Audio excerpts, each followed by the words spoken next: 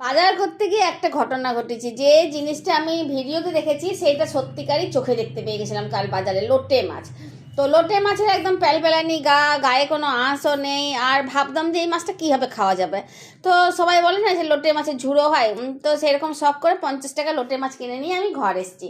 ঘরে এসে মায়ের কাছে তো কথা শুনেছি, সেটা তো আমার নিত্য মানে সেটা তো রোজই তোমাদেরকে বলার দরকার নেই। কেননা মা ভাবে যে এই রান্নাটা করতে গিয়ে আবার আমার নতুন করে একটা কষ্ট হবে, কেমন লাগবে খেতে, কষ্ট করার পর ভালো হবে কিনা, এই জন্য ভেবেই মা বকে, আর অন্য কোনো কারণ নেই।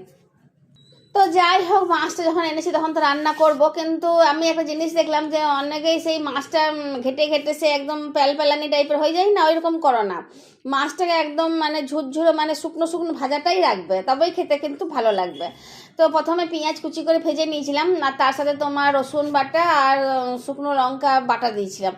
আর মশলা হিসেবে ধনে গুঁড়ো, জিরে গুঁড়ো, পরিমাণ মতো নুন, চিনি আর লেবুর রস এগুলো তো দিয়েছিলাম। তারপর মাছগুলো দিয়ে দিলাম। তো মাছগুলো দেওয়ার পরে কিন্তু আর জল টল ছাড়েনি, ঝাল মানে দিতে হয়নি। মাছের গা থেকেই জল বেরোতে শুরু করলো, আর মাছগুলো চোখের নিমেষে কড়াইয়ে মিশিয়ে গেল উধাও। মাছ একদম গলে মানে মিশিয়ে গেল মশলার সাথে। দিয়ে তারপরে কখনো বেশি আছে কখনো কম আছে, আস্তে আস্তে নেড়ে নেড়ে নেড়ে নেড়ে ওইটাকে একদম শুকনো ঝরঝরে করে দিলাম, যাতে ওইটাকে ডাব পাকানো যায়।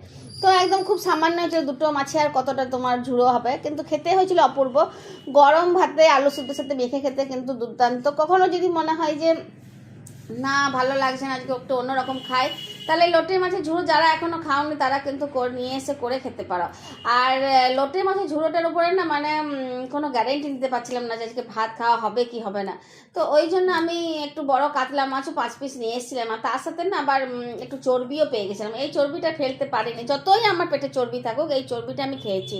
বেশ ভালো করে গরম ভাতে আলু সিদ্ধ, তার সাথে নুন, তেল, কাঁচা লঙ্কার ঝাল আর এই চর্বিটা মাখিয়ে খেতে কি ভালো লাগলো গো। শীতকালের এই রোদ আসবে হালকা, আর তার সাথে এটা মানে ধোঁয়া ওঠা ভাতে একটু মেখে খেয়ে দেখবে মানে কি টেস্ট। না হয় একদিন জেলোসিন টেলোসিন খেয়ে নিলে আর কি বলবো বলো।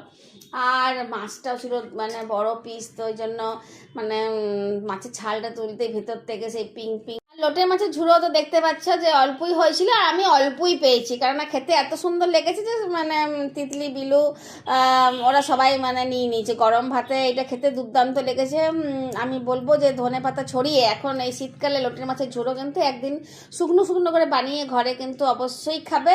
আর আমার মতন এই চর্বি ভাজা দিয়ে ভাতও একদিন খাবে, মাছের চর্বি ভাজা দিয়ে দুর্দান্ত লাগবে। আর তো কিছু বলার নেই, তাহলে আমার বলা শেষ করলাম, না ভিডিওটা বড় হয়ে যাবে, তখন বিলু আবার আমাকে কথা শোনাবে।